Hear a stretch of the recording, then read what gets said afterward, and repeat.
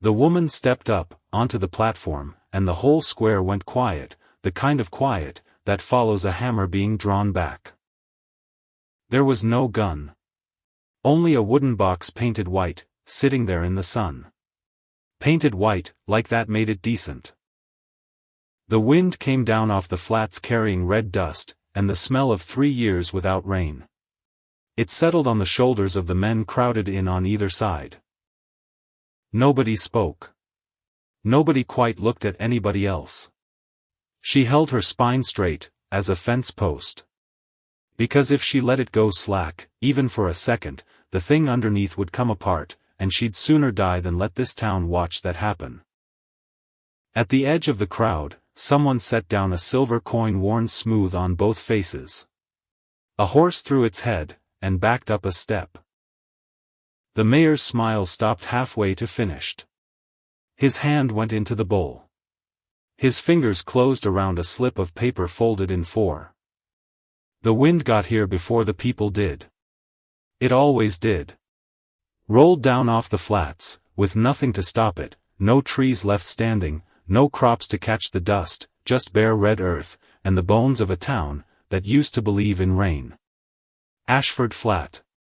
Population shrinking. Hope shrinking faster. 3 years without a real storm. 3 years of watching the creek bed crack into a jigsaw puzzle nobody wanted to solve. Men who used to talk about cattle now talked about debt.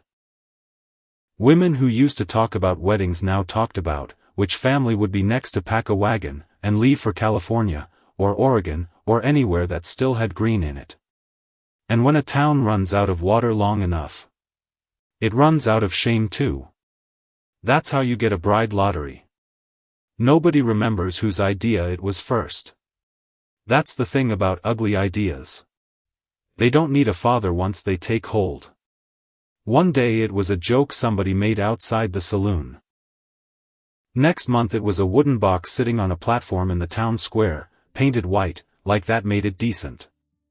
A silver dollar bought a man a ticket. The prize was a woman. Not gold. Not land.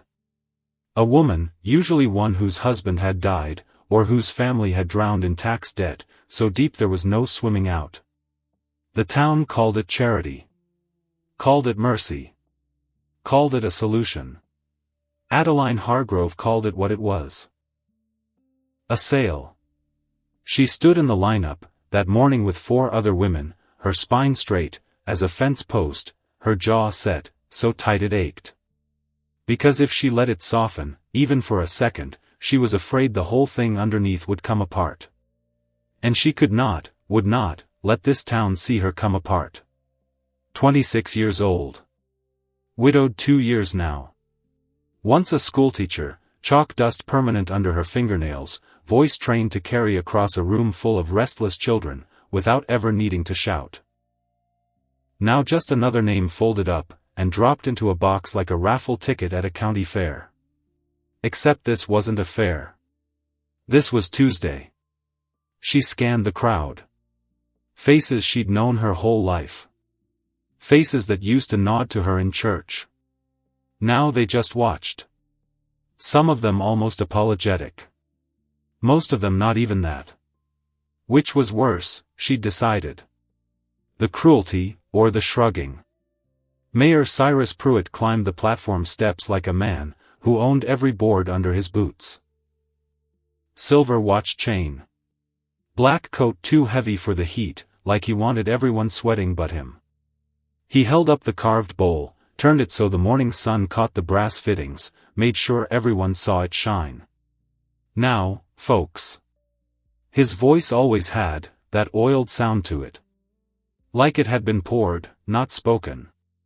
The rules are simple. Every man who bought a ticket gets one chance to win himself a fine woman. A laugh rolled through the crowd. Sharp.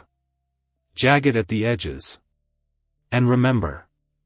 Pruitt smiled. No refunds. More laughter. Adeline didn't laugh.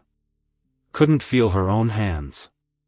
Her eyes went to the box, then away from it, then back again, because staring felt like begging, and looking away felt like giving up, and she didn't know which one she hated more. That's when the crowd went quiet. Not slow.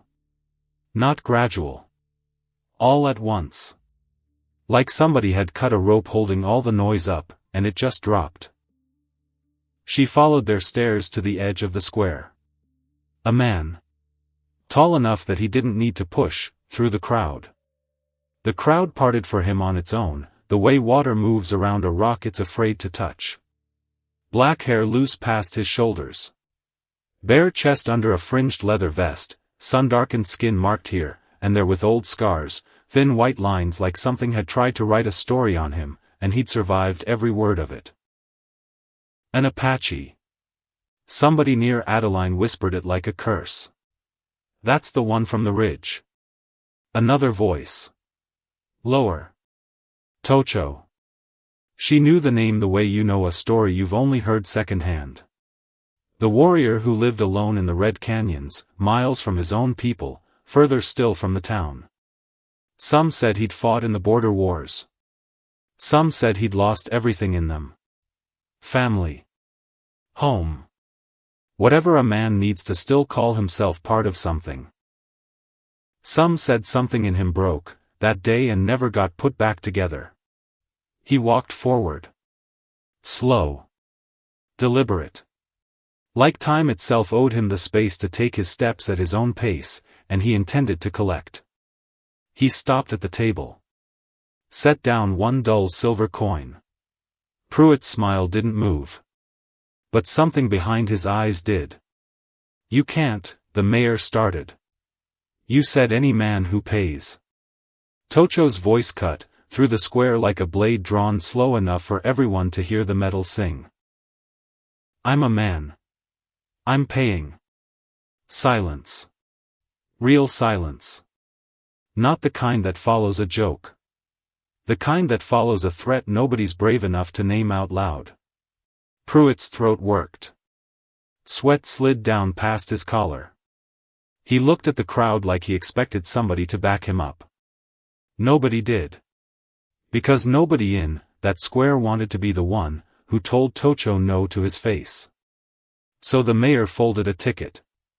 Dropped it in the bowl. Let fate decide, he muttered. Like fate was something he still believed answered to him. He stirred the tickets. Reached in. Adeline watched his hand.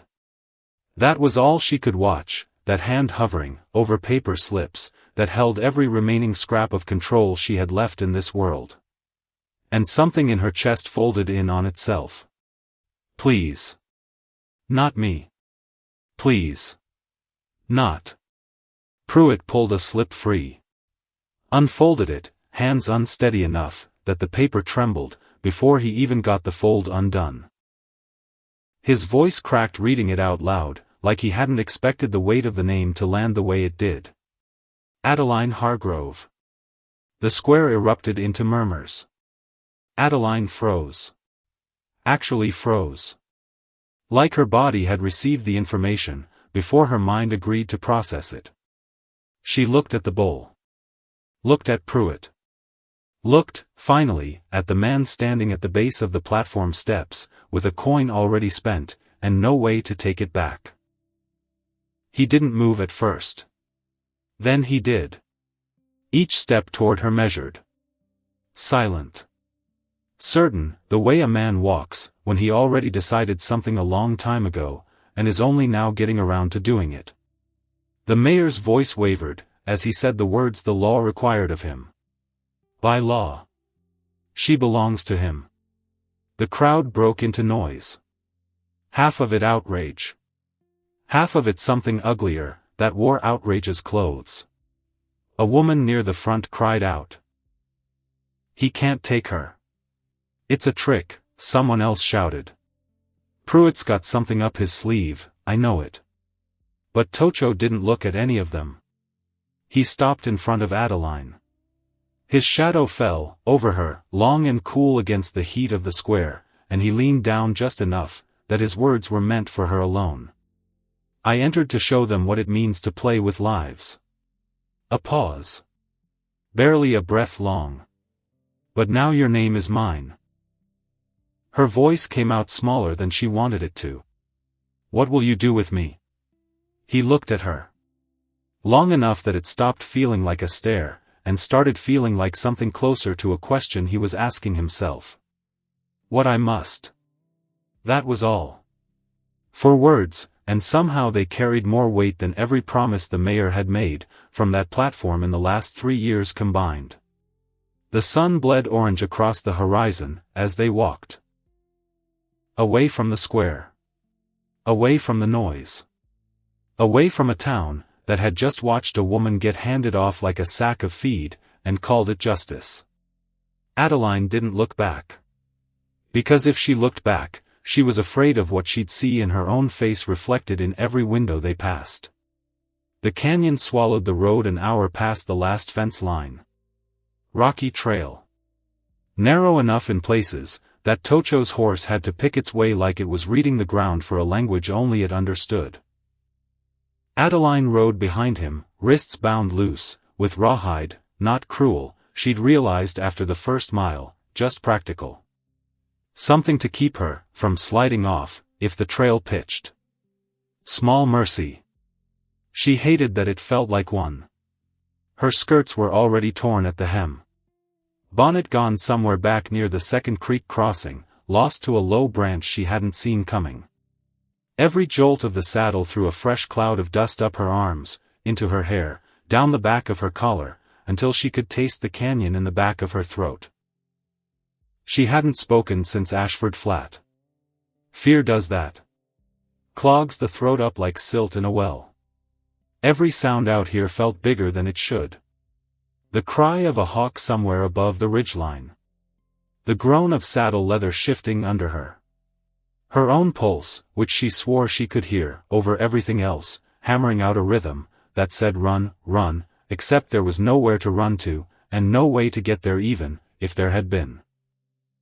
Tocho walked ahead in silence. Back straight. Step steady, unbothered by the terrain in a way that made her wonder how many times he'd walked this exact path before. He didn't look back at her. Didn't try to talk. His whole world seemed to exist somewhere she couldn't reach. Made of stone. Made of wind. Made of distance, that had nothing to do with miles. When the canyon narrowed to something barely wide enough for the horses, he stopped at a stream, and finally turned. Drink, he said. Simple. Almost an order, except there was no heat behind it. She hesitated. Waited for the mockery she was sure would follow. It didn't come. His face gave her nothing. Not cruelty. Not kindness either. Just quiet. She knelt by the water, cupped her hands, drank. The cold burned going down, sharp enough to feel real for the first time, since the square.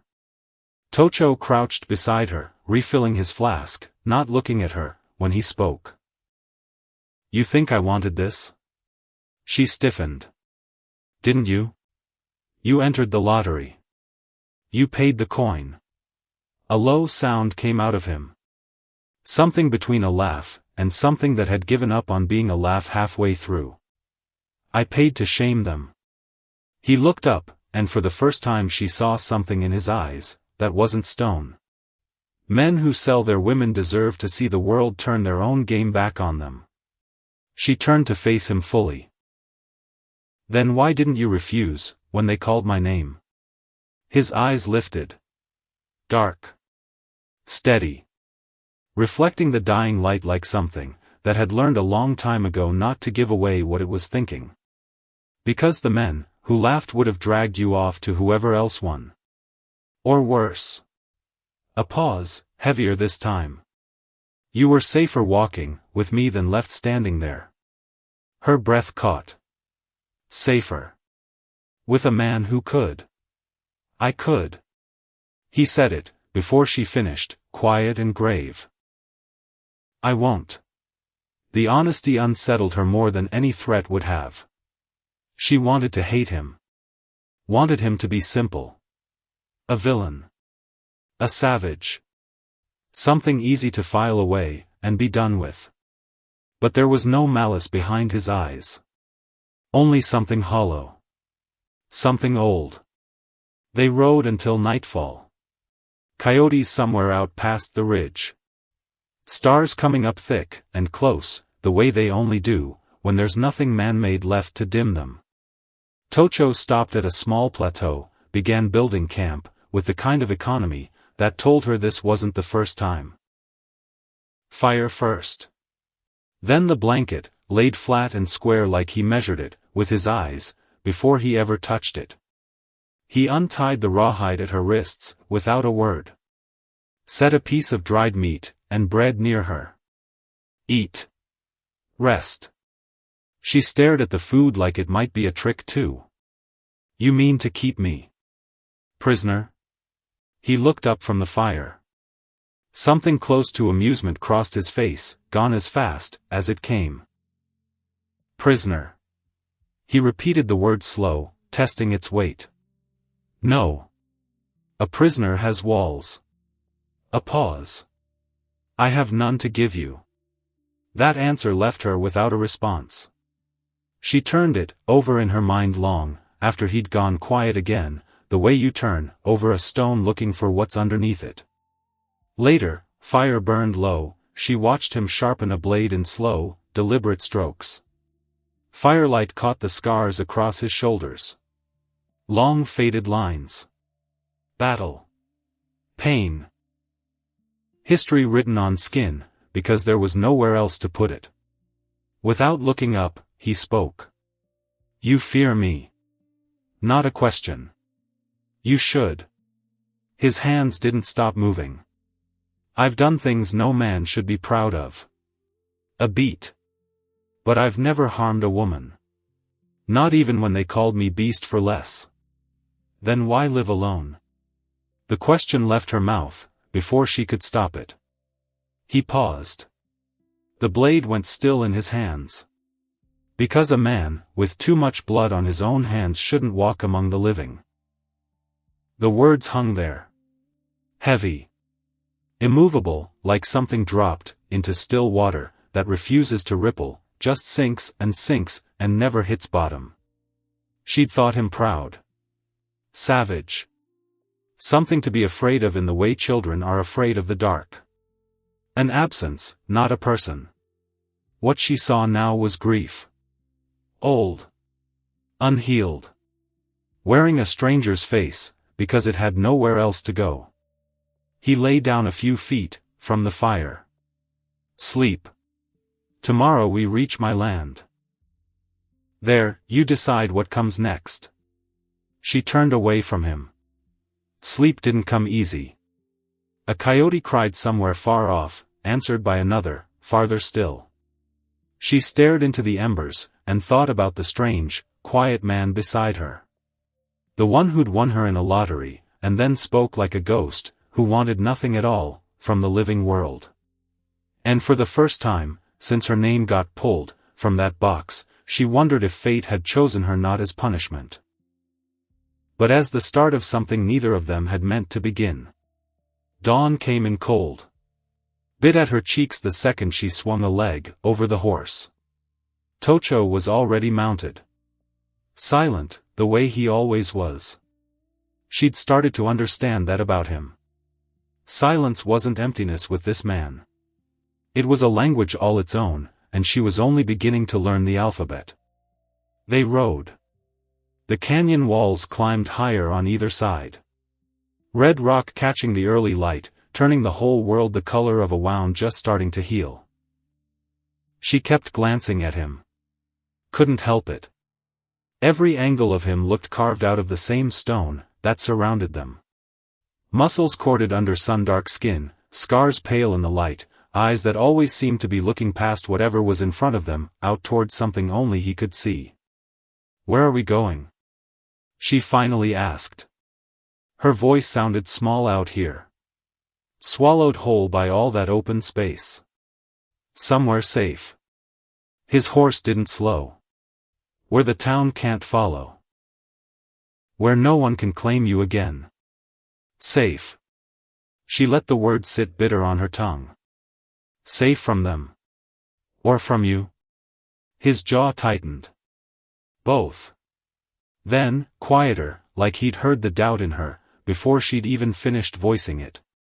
I didn't enter that lottery to claim a bride. I entered it to shame the town. A breath. But now. You're mine by their law. Not mine by desire. That's all you need to know. Her hands tightened on the reins. I don't know if I can trust that. You could turn on me at any moment, she said. Kill me. Leave me out here to die in the rocks, and nobody would ever. I'm not your enemy. He cut in. Quiet. Final. Not unless you make me one. The words landed heavier than any threat could have. She wanted to believe them. Wanted to let herself hope, even a little. But fear doesn't let go that easy. It claws. It reminds you of every time believing cost you something you couldn't get back. Still. There was no cruelty in his voice. No mockery. Just the bare, quiet truth of a man who didn't waste words on lies. By midday they reached a narrow ridge. Below, a valley spread out. Red rock, twisted juniper, the glitter of a hidden stream cutting through like a vein of silver under skin. Tocho dismounted first. Helped her down, with a hand that was firm, but careful, guiding without gripping too tight, like he'd already learned exactly how much pressure a person could take, before it stopped feeling like help, and started feeling like control. You'll need to walk this part. He pointed toward a narrow path winding down the cliff face. Safer for the horses. She nodded. Swallowed both fear and pride, because out here she was starting to understand you couldn't afford much of either. They descended together. Not touching. Not talking, mostly. Just existing in the same stretch of narrowing canyon, and yet, she felt it. Some invisible tether stretched between them. Not trust. Not yet. But maybe the shape trust takes right, before it decides to exist. By the time they reached the valley floor, something in her chest had shifted. She'd survived the first full day beside this man. Nothing about her had been harmed.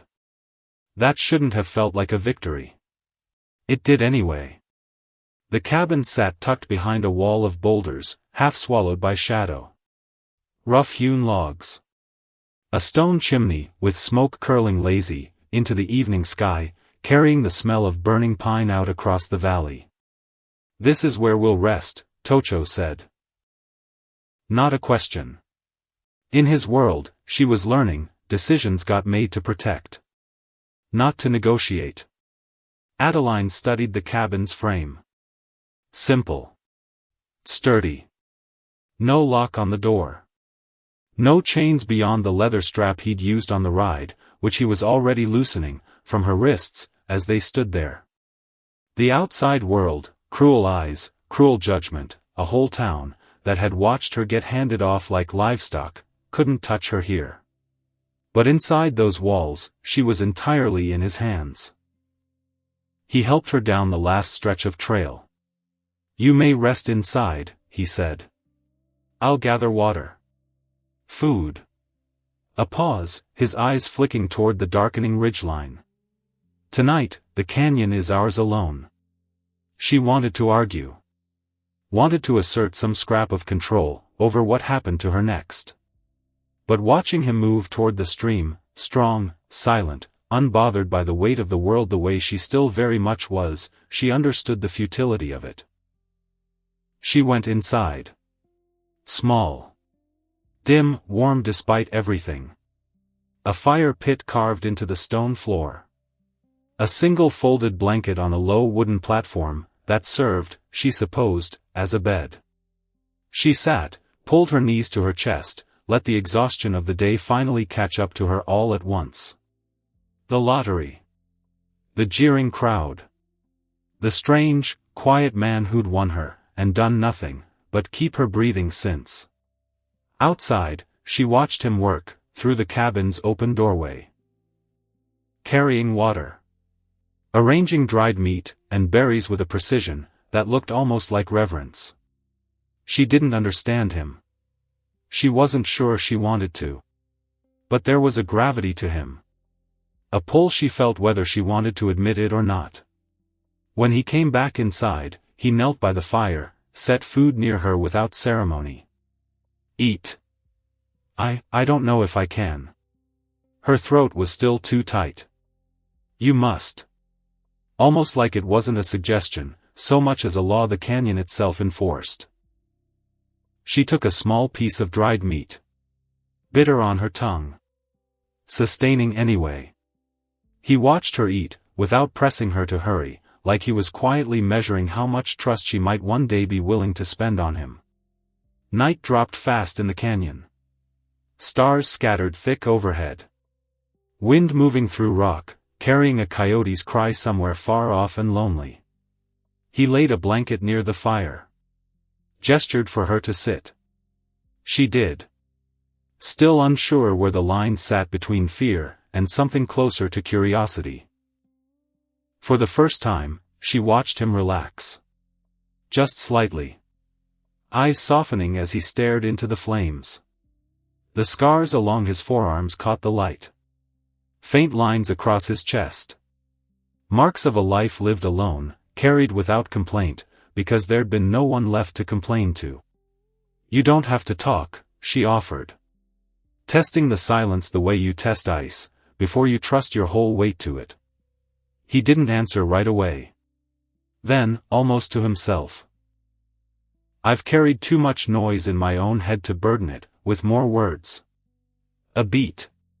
You'll speak when you choose to. Relief, unexpected, moved through her chest. He didn't demand. Didn't coax. He just existed in the space beside her, steady, quiet, strange, and somehow that felt like more safety than any locked door ever could. I keep thinking I'll wake up, she said quietly, almost to herself. That the square, and the box, and you. That none of it will have happened. He was quiet a moment. And if you do wake up? Then I suppose I'll have to decide whether that's a relief, or a loss. She looked at him, firelight moving across his face. Because I'm not certain anymore, which one it would be. Something moved behind his eyes at that. He didn't answer it with words. Just let the fire crackle, let the silence hold the weight of what she'd admitted instead of forcing her to carry it alone. As shadows danced across the cabin walls, Adeline understood she'd be sleeping here tonight. Alone with the man who'd taken her by chance. Who hadn't once acted like a captor. And somewhere deep in her chest, quiet and unwelcome, and impossible to argue away, a small, weary flicker of hope refused to go out. Morning arrived sharp and cold. Sun barely stretching fingers across the canyon walls, before Adeline stirred, still wary of the man moving quietly around the cabin like a shadow, that had learned to make coffee. Every motion of his felt precise.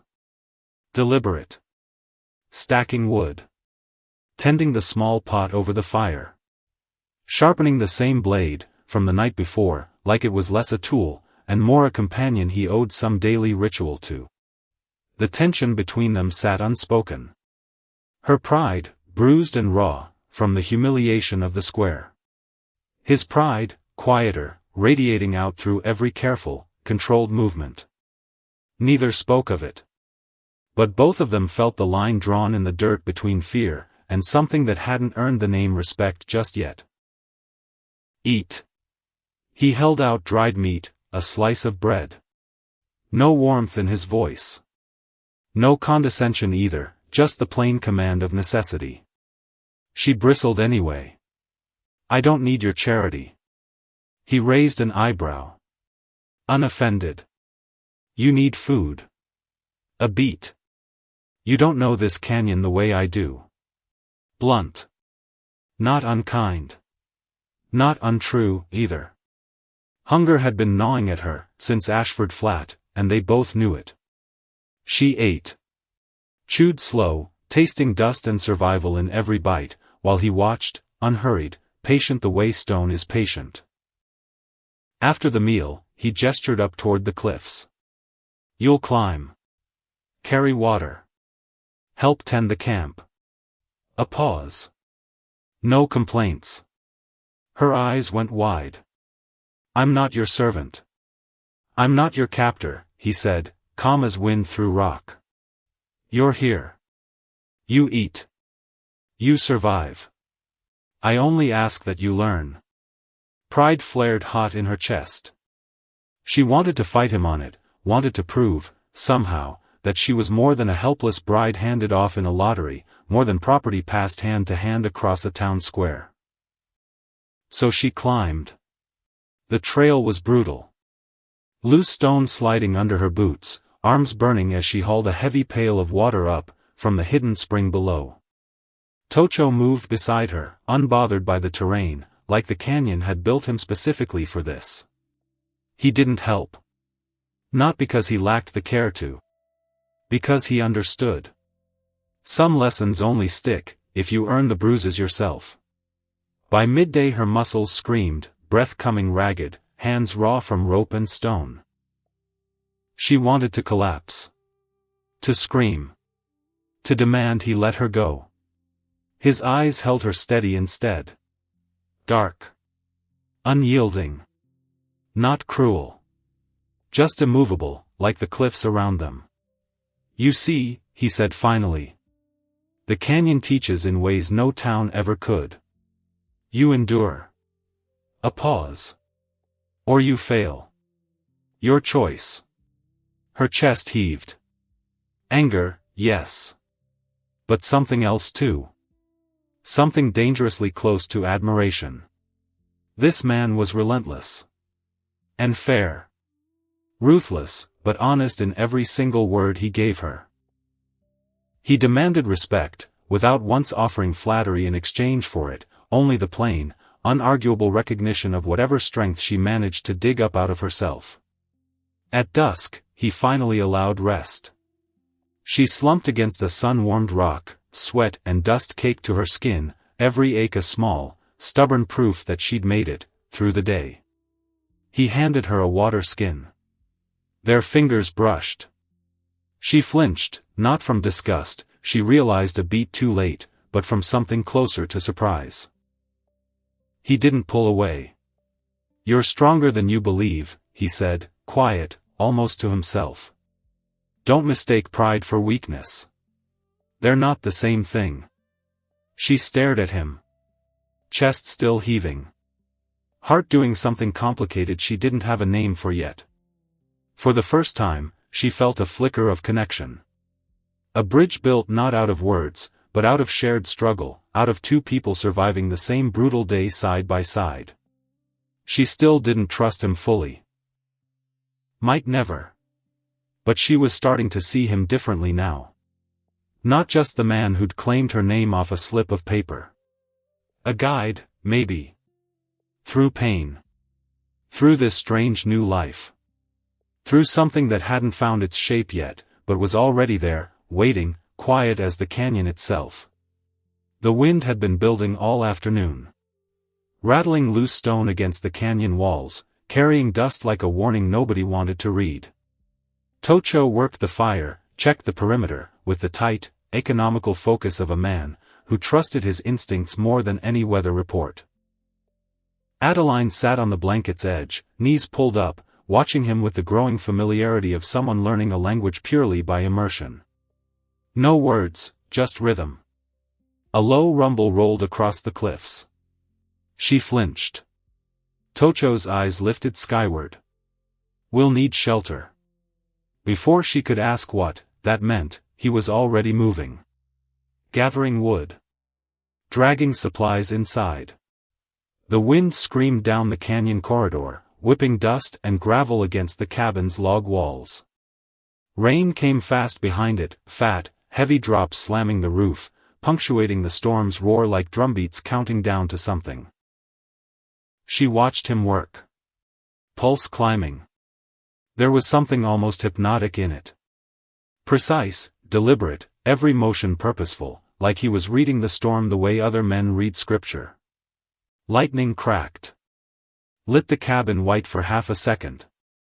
long enough to catch his face fully. Dark planes, steady eyes finding hers across the small room. He didn't smile. Didn't speak. But the intensity in that single look sent something sharp down her spine. Are you afraid? His voice was low, almost intimate against the storm's noise. She hesitated. Of the storm. A breath. Or you? Something close to a smile ghosted across his mouth. Barely there. Both, he admitted, like that honesty cost him something rare, even for a man like him. You won't be harmed here. Not by the storm. A pause, weightier. Not by me. But I need you to trust that. Even if only a little.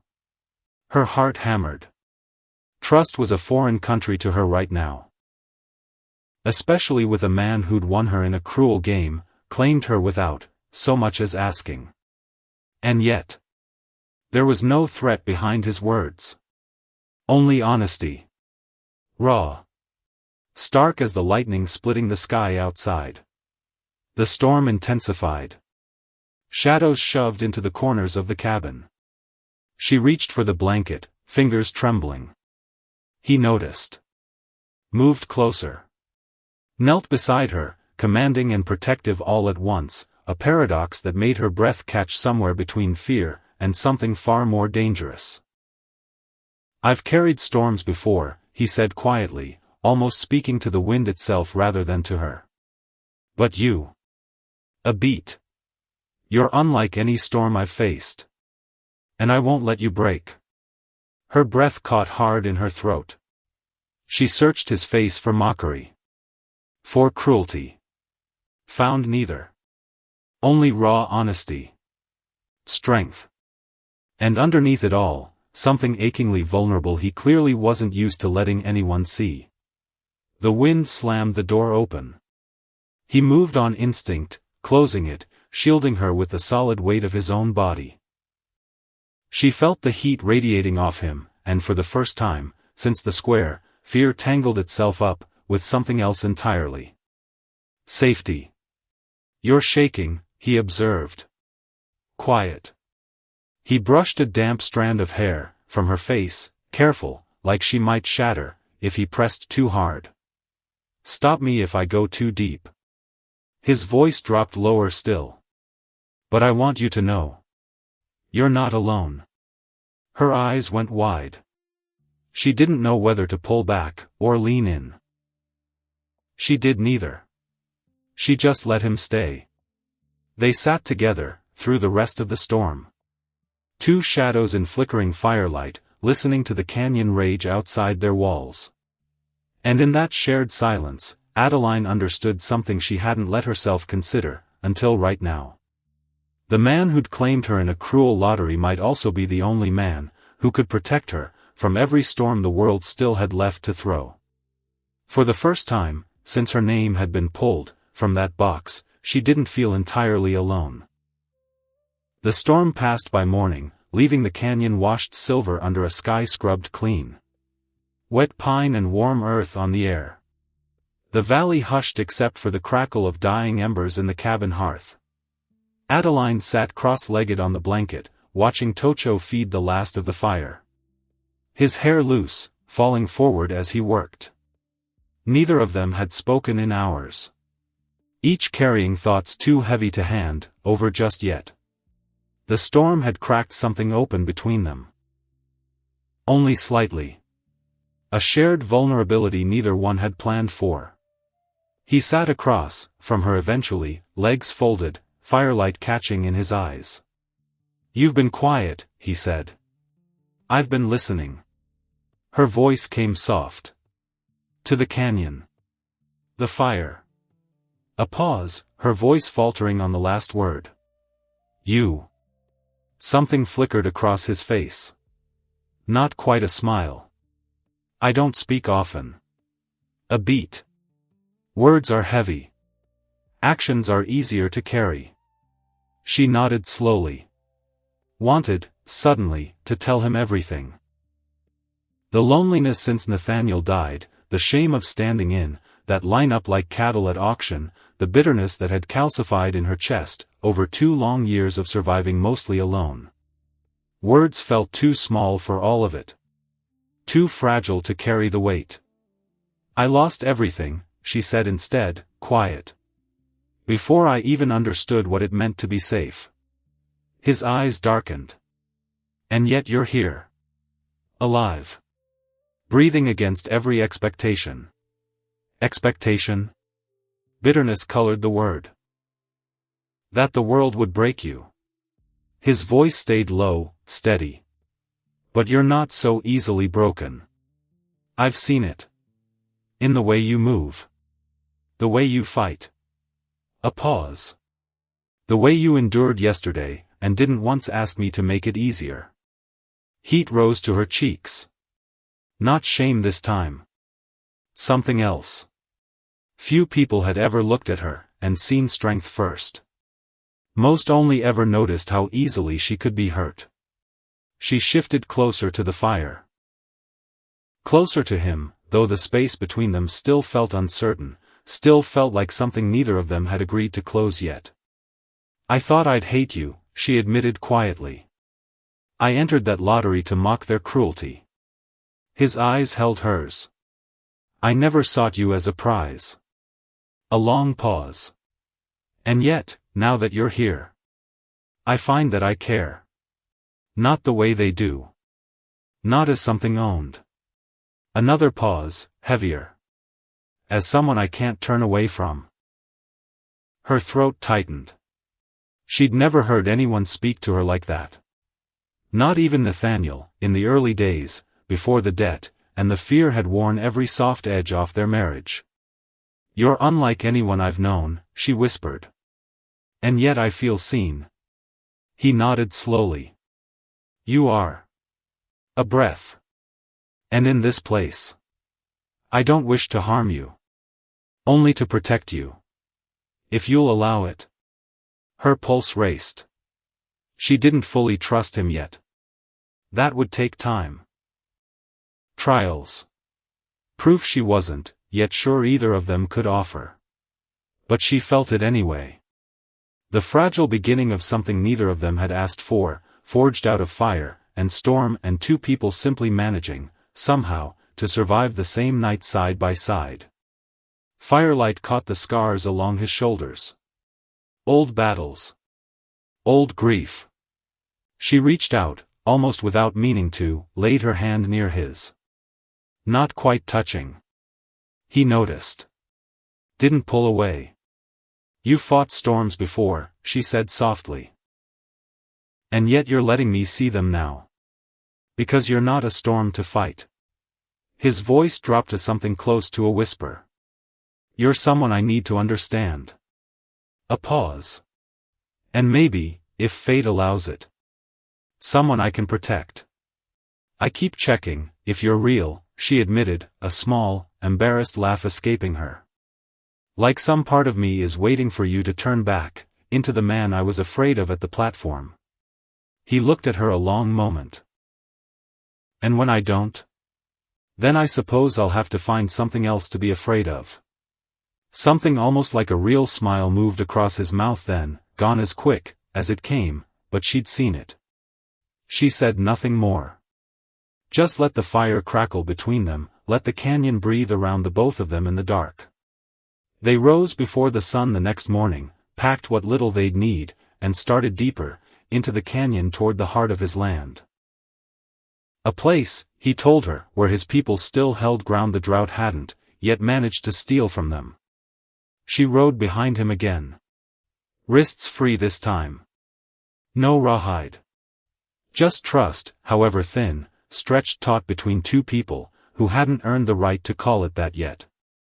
The trail narrowed, as they climbed a ridge overlooking a hidden basin, and it was there, reaching for her canteen, fingers brushing the strap across her chest, that something slipped loose, from beneath her collar, and swung free in the morning light. A small brass ring. Threaded on a leather cord. Worn smooth from years against skin. Tocho's horse stopped. He didn't say anything at first. Just stared at the ring like it had reached across 15 years, and struck him somewhere he thought had gone numb a long time ago. "Where?" he said finally, voice gone rough in a way she hadn't heard from him yet. "Where did you get that?" Adeline's hand went instinctively to the ring, closing around it like she could shield it from whatever had just changed in his face. "It was my husband's." Her voice was careful. Uncertain. "Nathaniel's. He wore it in the war. Gave it to me before." She stopped. Watched something move behind Tocho's eyes, that looked less like recognition, and more like the ground shifting under a man who'd spent 15 years believing he understood exactly what his own life meant. "Nathaniel," he repeated. Quiet. Almost like testing whether saying the name out loud would make the rest of it true. "You knew him?" Adeline searched his face, confusion and something sharper twisting together in her chest. Tocho didn't answer right away. He looked out, over the ridge instead, out toward the red distance, where the canyon opened up, into land his people had bled for, and were still, slowly, losing, and when he finally spoke, his voice had gone somewhere far off. Somewhere 15 years and one battlefield away. "I know that ring," he said. "Because I watched the man wearing it choose not to kill me. When every other soldier in his company already had their rifles raised." The wind moved through the canyon below them. Neither of them said anything else for a long moment. Because some truths, once spoken, don't leave room for anything to follow them. Not yet. The wind didn't move for a long time, after he said it. Adeline sat frozen on her horse. Ring still caught between two fingers. Because some sentences don't finish landing right away. They circle first. Test the ground. And only then do they drop the full weight of themselves on you, all at once, like a roof giving way, after years of quiet rot nobody bothered checking. Tocho watched me not kill him. She heard it again in her own head, twisted it, tried to make it mean something smaller. Something easier. It didn't get easier. "You knew Nathaniel." Her voice came out thin. Barely hers. "You knew him before. Before he was your husband." Tocho's jaw was tight. Stone again. The soft thing, that had cracked open in him last night, gone, sealed back under 15 years of practice. "Yes." "How?" He didn't answer right away. Turned his horse instead, started moving deeper along the ridge, like the story needed distance to be told properly. Like standing still, while he said it might break something in him she wasn't ready to watch break. She followed. Because what else was there to do? Sit on a ridge alone, with a question, that size, and no one to hand it to. I was 16. His voice, when it came, had gone somewhere far off. Flat in the way voices go flat, when a man spent years making sure it never cracks in front of anyone. There was a raid. Soldiers came through at dawn. My village didn't have time to run. Adeline's stomach dropped. "Tocho." I hid under a wagon. He kept his eyes forward. Wouldn't look at her. Maybe couldn't. Watched my mother. My sister.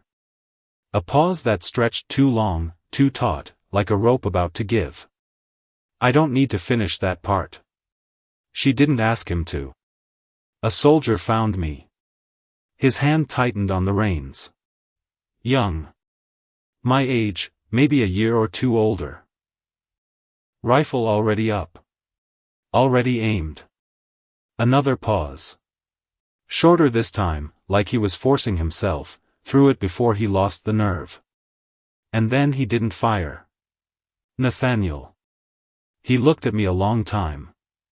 Tocho's voice dropped lower. Long enough that another soldier shouted at him to finish it. And he didn't.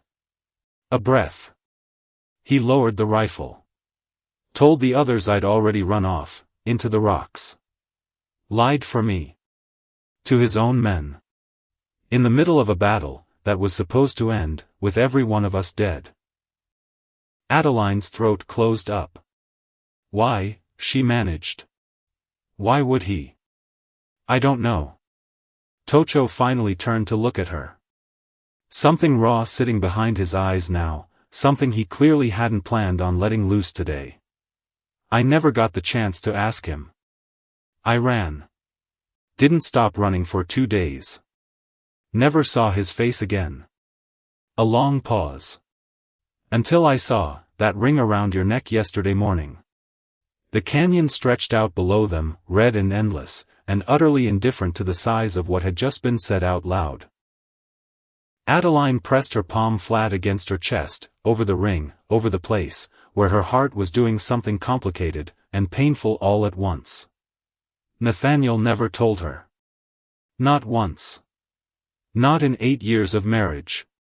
Not in the long quiet evenings, before the debt, before the fear, before everything between them turned to survival math instead of conversation. He carried that. Alone.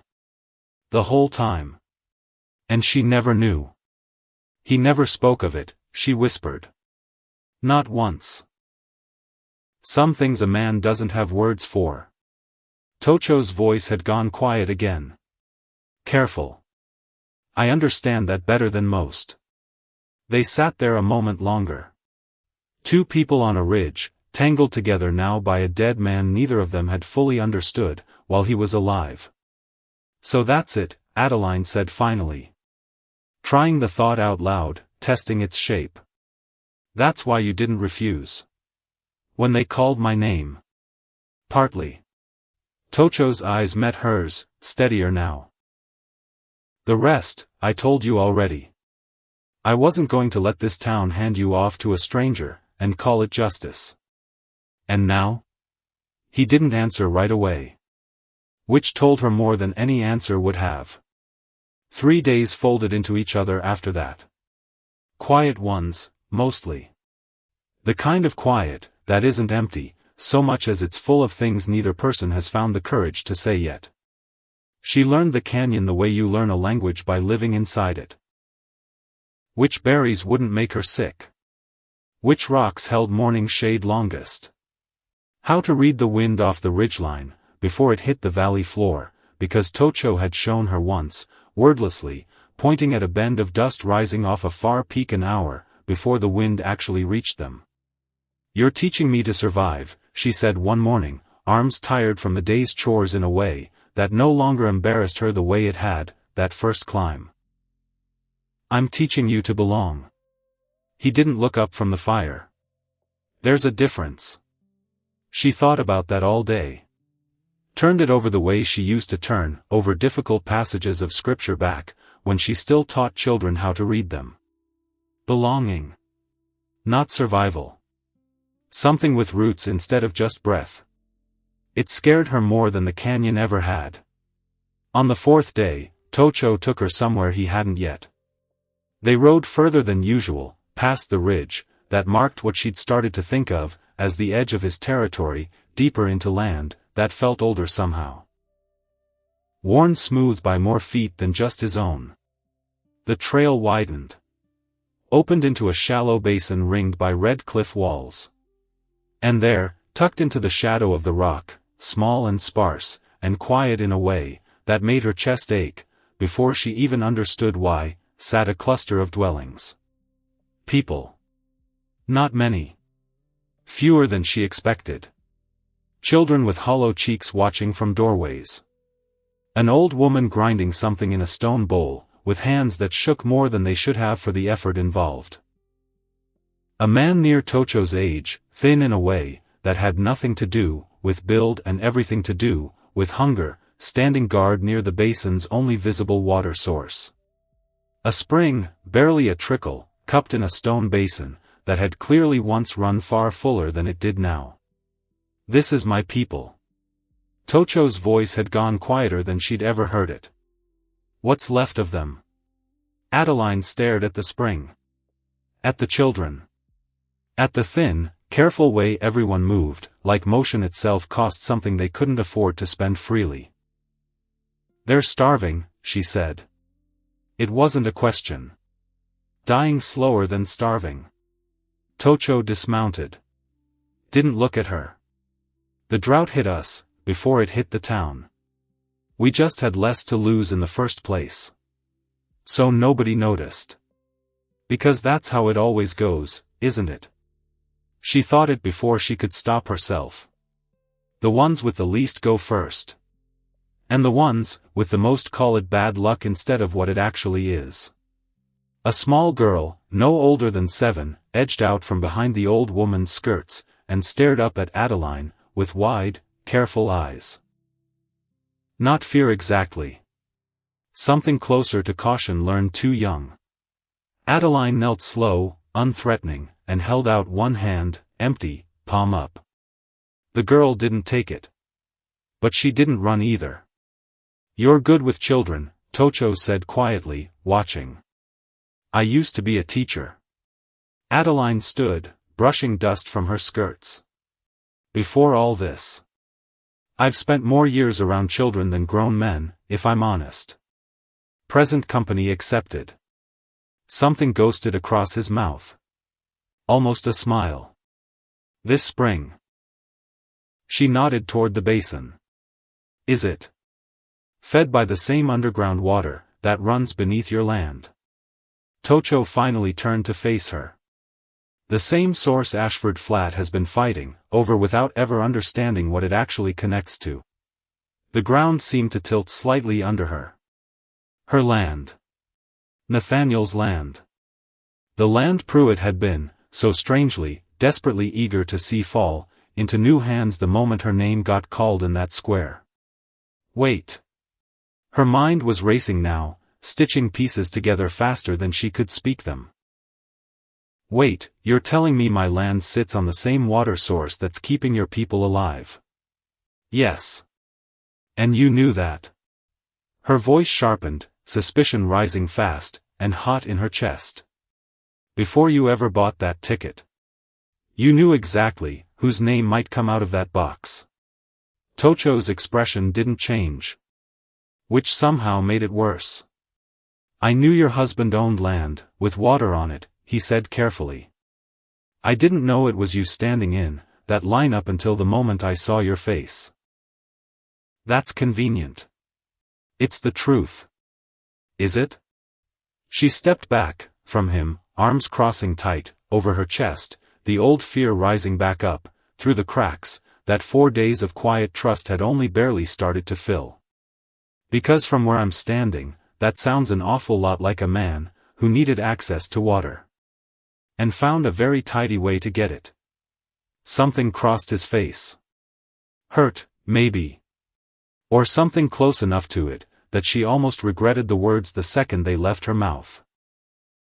"Almost. I paid a coin to shame a town that sells its own women." His voice had gone low. Controlled in a way that felt more dangerous than shouting would have. "I didn't know what that coin would cost me, until it was already spent." "How do I know that?" "You don't." He held her gaze, unflinching. "That's what trust is, Adeline. Believing something before you have proof of it." The old woman at the grinding stone looked up then. Watched them both, with eyes that had clearly seen more hard years than either of them combined. Said something low in a language Adeline didn't understand, and Tocho answered back, brief, before turning away toward the horses. "What did she say?" Adeline asked. He didn't look back at her. "She said the canyon doesn't care whose fault the drought is. Only who's brave enough to fix it." They rode back to the cabin in silence. But it was a different silence than before. Heavier. Full of a question neither of them had finished asking yet. That night, the fire burned low between them, and neither one reached to feed it. Adeline sat with her knees pulled up, watching the embers instead of him. Because looking at him felt dangerous right now. Felt like it might tip something over that she wasn't ready to have tipped. "You're still angry," Tocho said finally. "I'm still confused." She corrected him, though the two weren't as far apart as she wanted them to be. "There's a difference." "Is there?" "Don't do that." Her eyes flicked to him, sharp. Don't turn my own words back on me like a mirror. I'm not in the mood for lessons tonight. Something almost like a smile ghosted across his mouth. Gone fast. Fair. Silence again. The fire popped, sent a small shower of sparks up, into the dark. Tell me something true, she said finally. Quiet. Something you haven't told me yet. He was quiet a long moment. Long enough she thought maybe he wouldn't answer at all. Then. The night before the lottery. I almost didn't go. She turned to look at him fully. Why didn't you? Because part of me knew. His voice had dropped low again, that same careful, deliberate register he used, when the words underneath cost him something. Knew that walking, into that square, with a coin in my hand was going to change something I couldn't take back. And I've spent years building a life specifically designed to never let anything change again. What made you go anyway? My uncle. A faint, humorless huff of breath, almost a laugh. Elder in what's left of our people. He told me a man, who spends his whole life guarding against loss eventually forgets what he was trying to protect in the first place. A pause. I didn't understand him. Until I saw you standing in that lineup. Adeline's chest tightened. And now? Do you understand him now? Tocho looked at her. Really looked, the kind of look that didn't leave room to hide behind a joke, or a deflection. Now I understand him better than I want to. Neither of them said anything else for a long while. The fire burned lower. Neither one moved to feed it. Because feeding it would have meant admitting neither of them wanted this night to end yet. The next few days folded into work. Real work, the kind that leaves a person too tired at night to keep circling the same unanswered questions. Adeline learned to skin small game, without flinching, mostly. Learned the particular silence Tocho fell into when he was listening to something on the wind, that she couldn't hear yet, and learned, slowly, not to interrupt it. Learned, too, how to grind dried corn the way the old woman at the basin camp had shown her on a second visit, hands moving clumsy at first, and then less so, the small girl watching, from the doorway a little closer each time, a little less afraid. She also learned something else. Something that kept snagging in her mind like a hem catching on a nail. Whenever he thought she wasn't watching, Tocho would stop. Stare out toward the eastern ridge, the direction, she'd come to understand, of Ashford Flat, and something would move across his face. Not fear exactly. Calculation. You're worried about something, she said on the sixth evening. Direct. She'd stopped pretending patience got her further with him than honesty did. And it's not the drought. He didn't deny it. Which was answer enough on its own. Pruitt sent men through the canyon 2 days before the lottery. His voice was flat. Careful. Surveying. My uncle saw them. They didn't come near our camp. But they were mapping something. Mapping what? Water routes. He finally looked at her. I think the mayor of your town already knew exactly where the last spring in this whole basin sat. Long before he ever built that box and called it charity. Adeline felt something cold settle low in her stomach. You think Pruitt planned this? All of it. The lottery. My name.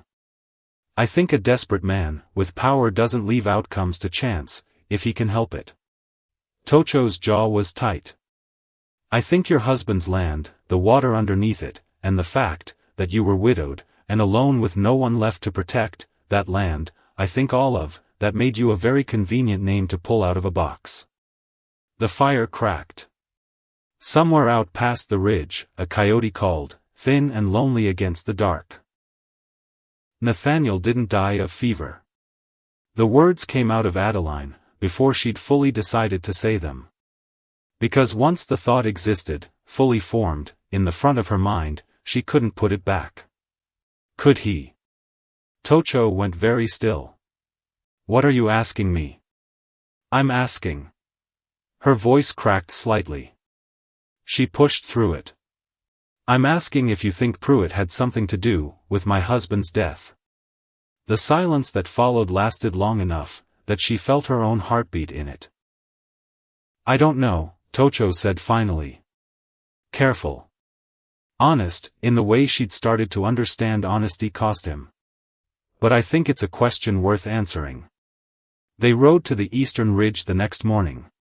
Not into Ashford Flat itself, too dangerous, both of them agreed on, that without needing to say it aloud, but close enough to see smoke rising off the town's chimneys, close enough that Adeline felt her pulse spike just looking at the familiar shapes of rooftops she used to call home.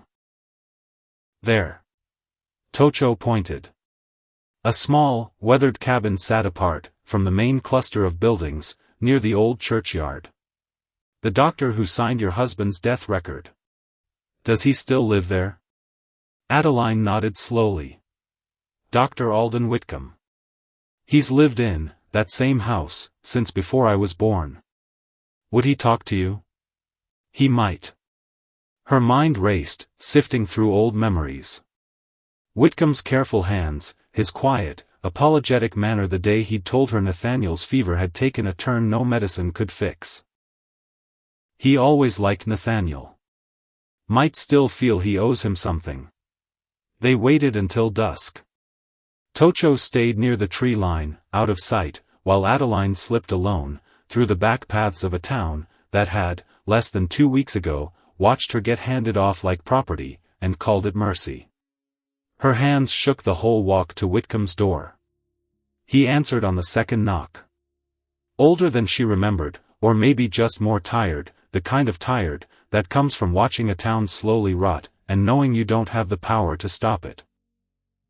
His eyes widened at the sight of her. Adeline. God in heaven, child, you shouldn't be here. I need to ask you something. Her voice came out steadier than she felt. About Nathaniel. Whitcomb's face changed. Something guarded slid down over it like a shutter closing against a storm. Adeline. Please. She stepped closer, lowering her voice. You told me it was fever. I need to know if that's true. The old doctor's throat worked. His eyes flicked past her, out toward the dark street, like he was checking who might be listening even though the road stood empty. Come inside, he said finally. Quickly. The kitchen was small. Dim, lit by a single lamp Whitcomb kept turned low even once the door was shut and bolted behind them. He didn't sit. Paced instead, hands twisting together in a way that told Adeline everything, before he'd said a single word. Doctor. Her voice was quiet but firm. Please. He stopped pacing. Looked at her, with something that might have been guilt, might have been grief, might have been both tangled together, so tight they'd become the same thing. Your husband didn't die of fever. The words came out fast, like he'd been holding them, so long they'd built up pressure behind his teeth. I wrote that on the record, because Cyrus Pruitt stood in this very kitchen, and told me exactly what to write. Adeline's knees went weak. She gripped the edge of the table. Tell me. Nathaniel came to see me 2 days before he died. Whitcomb's voice shook now. Not sick. Not fevered. Scared. Told me Pruitt had approached him about signing over water rights to that spring on your land. Said the town needed it. Said it was for the greater good. Nathaniel refused. And then? And then 3 nights later, he was dead. Whitcomb wouldn't meet her eyes now. Found in his own barn. Pruitt came to me himself. Told me the town couldn't survive the panic if word got out that a man had been murdered over water rights. Told me it would be kinder, safer, to write it up as fever. Kinder for who? Adeline's voice had gone dangerously quiet. For the town. Whitcomb's shoulders sagged. That's what he said. I've told myself that lie every day for 2 years, Adeline. I am so sorry. The room tilted. She gripped the table harder, breath coming shallow and fast. 2 years. 2 years she'd grieved a man for dying of fever. 2 years she'd told herself there was nothing to be done, nothing to fight, just grief to carry, and debts to pay, and a slow, quiet unraveling of everything Nathaniel had built. And the whole time it had been Pruitt. Why, she whispered. Why would he go this far? Over water. Because the town's dying, Adeline. Whitcomb's voice cracked. And a dying town makes men do things they'd never have imagined themselves capable of. Pruitt needed that water. Needed it controlled, quiet, in hands he could manage. A pause. A widow with no family left to fight for her. That made you the easiest hand to control. Adeline's whole body went cold. The lottery. It hadn't been chance at all. He rigged it, she said slowly, the pieces clicking, into place with a horrible, mechanical precision. The lottery. He made sure my name would come out of that box no matter who else's went in. I don't know how he managed the draw itself. Whitcomb shook his head.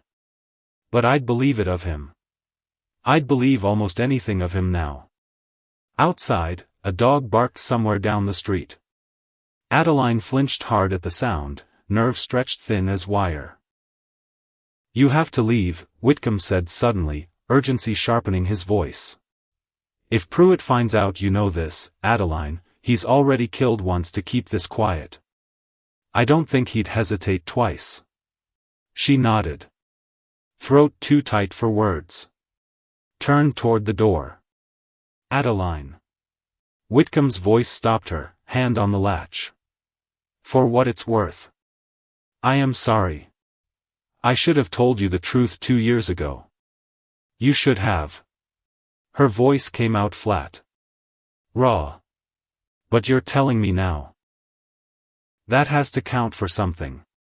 She slipped back out, into the dark street, heart hammering, the truth sitting in her chest like a stone she didn't know how to carry yet.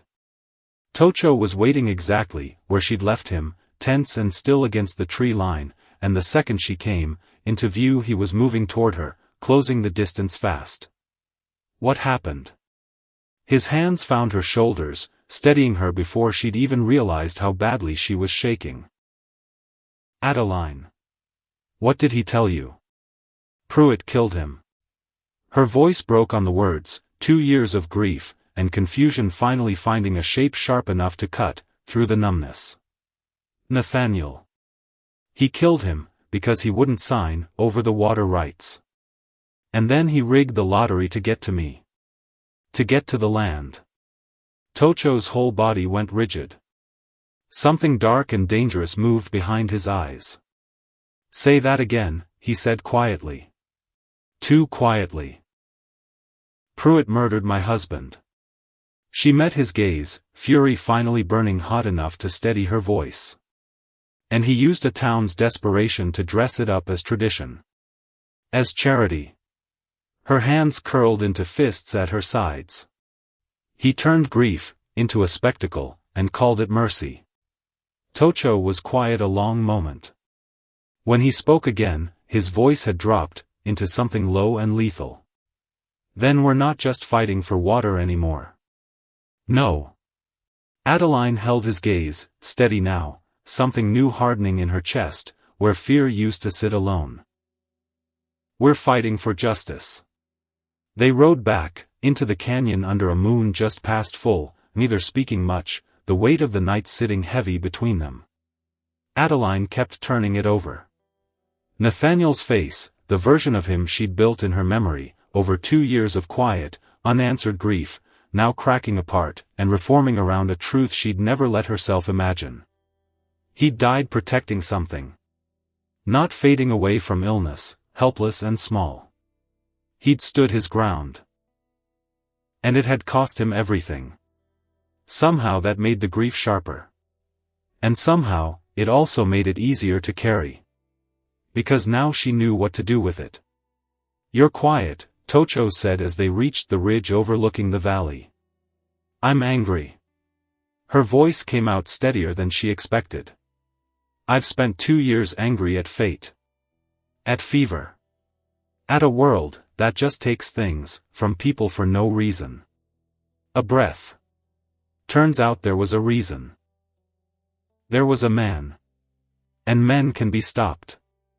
Tocho glanced at her, something like respect moving across his face. That's a dangerous thing to say out loud, Adeline Hargrove. Good. She met his eyes, unflinching.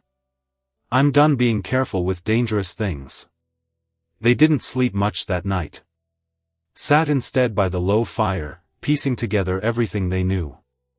The surveyors on Canyon Land, before the lottery, the convenient timing of Nathaniel's death, the way Pruitt's watch chain caught the light a little too proudly for a mayor presiding over a town on its knees.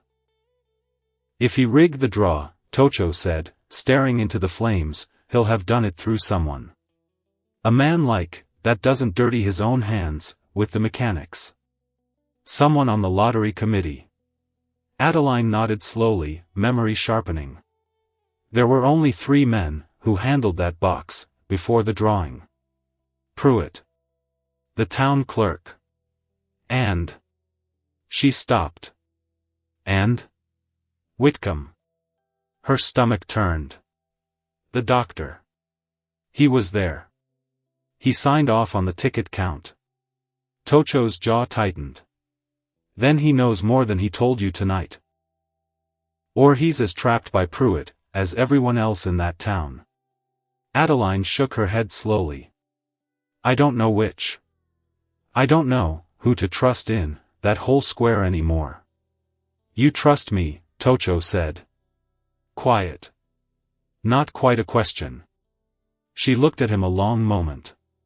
Firelight moving across the sharp planes of his face, the scars, the eyes that had gone soft in a way she was still learning to read. Yes, she said finally. God help me. I do. Something eased in his shoulders, tension she hadn't fully realized he was carrying, until it loosened. Then we start there, he said. With what we know. And we find a way to make it matter. Word came 4 days later. Not through any door or letter, the canyon didn't work that way. It came through Tocho's uncle, the elder from the basin camp, riding in at dusk on a horse pushed hard enough to lather, face drawn tight, with news he clearly hated carrying. Adeline watched Tocho's posture change the second the old man started speaking their language, low and urgent. Watched the color drain slightly from his face. What is it? She asked, the second there was a pause long enough to fit the question into. Tocho didn't answer right away. Turned to her instead, something grim settling behind his eyes. Pruitt's been to the basin camp. His voice was tight. Controlled in the way, that meant he was working hard to keep it that way. Told my uncle the town intends to claim the water source. All of it. Says it falls under some old territorial charter nobody's enforced in 30 years. He can't do that. Adeline's voice sharpened. That land isn't his to claim. He's already sent word to Ashford Flat. Tocho's jaw was a hard line now. Rallying men. Telling them the water crisis ends the moment they take back what's rightfully theirs. Telling them. He stopped. Swallowed hard. Telling them what? That the Apache stole his bride. Tocho's voice had gone flat, dangerous. That taking back the water, and taking back you are the same fight now. The fire popped between them, sudden and sharp in the quiet. He's using me. Adeline's hands curled into fists. Using what happened in that square to turn a whole town into an army. Yes. How long do we have? Tocho exchanged a brief, low word with his uncle. The old man's answer was short. Grim. 3 days, Tocho said. Maybe less. Adeline stared out, into the dark canyon beyond the firelight, the same red walls, that had felt like a prison less than 2 weeks ago now feeling like the only ground worth defending she had left in the world. "Then we have 3 days," she said, "to decide how we're going to fight back." Tocho looked at her. Something fierce and steady passing between them, wordless, the kind of understanding that doesn't need speech to carry its full weight. "Not we," he said quietly. "Us. Together. Or we don't survive what's coming at all." Above them, the stars kept their slow, indifferent turn across the sky. Somewhere out past the ridge, a town was gathering itself into a weapon. And somewhere in the quiet dark of a canyon, that had never asked to become a battlefield, 2 people who'd started, as strangers bound by a folded scrap of paper sat side by side, and understood, without needing to say it aloud, that whatever came next, they would not face it alone. 3 days. That's what they had. 3 days to turn a hidden valley into something that could survive a town's worth of rage marching in, with rifles and torches, and a mayor's lies stitched into every man's reason for coming. Adeline didn't sleep that first night. Couldn't. Lay on the blanket beside the dying fire, and ran the numbers, over and over in her head like a ledger that refused to balance. How many men Pruitt could rally? How many guns Ashford Flat actually owned versus how many it just talked about owning? How much of what was coming was really about water, and how much was just men, who needed somewhere to point their fear, so it didn't have to look at itself? Because that's what fear does, when a town runs it too long, she thought. It goes looking for a target. Doesn't much care if the target's fair. Just needs to be big enough to swallow the noise. She sat up. Fire down to embers. Tocho awake across from her, not pretending otherwise. "You should sleep," he said. "So should you." She nodded at him, pointed. "Not doing it either." A faint huff. Almost a laugh. "Almost." "Fair," he said. They rode to the basin camp at first light. Tocho's uncle, Neshoba, she'd learned his name was, though he still mostly addressed her, with careful, formal distance, met them at the edge of the dwellings, with the kind of face that had already done the arithmetic, and didn't love the sum. "We cannot fight a whole town," he said, once introductions and greetings had folded themselves down into the real conversation. "Not with what little we have left. Not with children in these homes." "I'm not asking anyone to fight," Adeline said. Neshoba's eyes moved to her. "Measuring. Then what are you asking?" "For time." She held his gaze steady. "And for the truth to be heard by people who haven't heard it yet." "The truth." Neshoba's mouth twisted, not quite a smile. "Truth has never once stopped a mob, girl." "No." Adeline didn't flinch. "But it's stopped a man before. One at a time, it adds up." Tocho watched this exchange, with something unreadable moving behind his eyes. When Neshoba finally turned away to gather the camp's few remaining able-bodied men, Tocho leaned close. "You have a plan," he said. "Not a question." "I have the beginning of one." She exhaled, slow. "I need to go back into town." "No." The word came out fast. Hard. "Absolutely not. Tocho. He already killed one person, who threatened his hold on that water." His jaw was tight, voice low and urgent. "You walk back into Ashford Flat now, with what you know, and you become the next name in his ledger. I become the only person in that town who can say what happened out loud." Adeline stepped closer, refusing to back down, from the fear in his eyes even, as some small, warm part of her chest ached at the sight of it. Pruitt built his whole plan on nobody having proof. On a widow, with no family, no voice, easy to erase. A breath. "I'm done being easy to erase." Tocho stared at her. Something warring behind his expression. Fear, yes. But underneath it, something that looked almost like pride fighting its way up, through the fear to breathe. "If you do this," he said finally, quiet, "you don't do it alone." I wasn't planning to. The plan came together fast, pieced from what little they had, because there wasn't time for it to come together any other way. Whitcomb's confession, spoken, not written, which meant it could be denied the second Pruitt applied enough pressure. The surveyor's Neshoba had seen mapping water routes, before the lottery, which proved intent, but not murder. And the ledger. Because there had to be a ledger. Men like Pruitt didn't keep secrets in their heads. They kept them in numbers, tucked somewhere they thought was safe, because numbers felt like control, and control was the only religion a man like that ever really practiced. Nathaniel kept records, Adeline said, pacing now, the old teacher's habit of thinking out loud taking over. Every transaction on our land. Every offer Pruitt made him. If he refused to sign anything, there'd be paper. Somewhere. Where would he have kept it? Not the house. She shook her head.